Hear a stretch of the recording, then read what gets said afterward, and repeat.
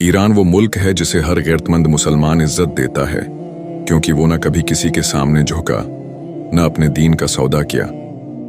पाबंदियों के बावजूद वो ताकतवर और साबित कदम है, जहां हिजाब और इज्जत की कदर की जाती है।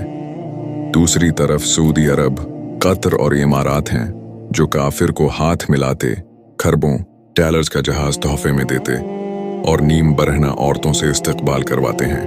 नंबर 1, ईरान वो वाहिद इस्लामी मुल्क है जो अमेरिका की आंखों में आंखें डालकर बात करता है, इसराइल को मिसाइलों से जमीन पर नाक रगड़वाता है और अपनी गैरत पर समझौता नहीं करता। इधर सऊदी अरब, कतर और इमारात हैं, जो ट्रंप के इस्तकबाल में ऐसे झुकते हैं जैसे गुलाम अपने आका के जूते पालिश कर रहा हो। नंबर 2, ईरान फिलिस्तीन के हक में लड़ना अपना दीनी, अखलाकी और इनकलाबी फरीजा समझता है।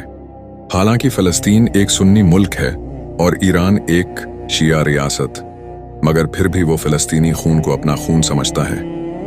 उसने कभी मसलक नहीं देखा, सिर्फ मजलूम देखा। और दूसरी तरफ सऊदी अरब, कतर और इमारात, जो खुद को अहल सुन्नत के अलमबरदार कहते हैं, उन्होंने फिलिस्तीन को तन्हा छोड़ दिया, बल्कि मजलूम के कातिल से दोस्ती कर ली और फिर दुनिया के सामने ईमान, अखुवत और गैरत का जनाजा निकाल दिया। नंबर 3, ईरान में औरत को माँ, बेटी, बहन समझा जाता है। पर्दे में, इज्जत में, गैरत में। वहां औरत इश्तिहार नहीं, इज्जत की अलामत है। लेकिन अरब हुक्मरानों ने औरत को काफिर के इस्तकबाल का हथियार बना दिया, वो भी खुशबू लगाकर, मुस्कुराकर, नंगे सर, जैसे किसी फिल्म के प्रोमो में हूं।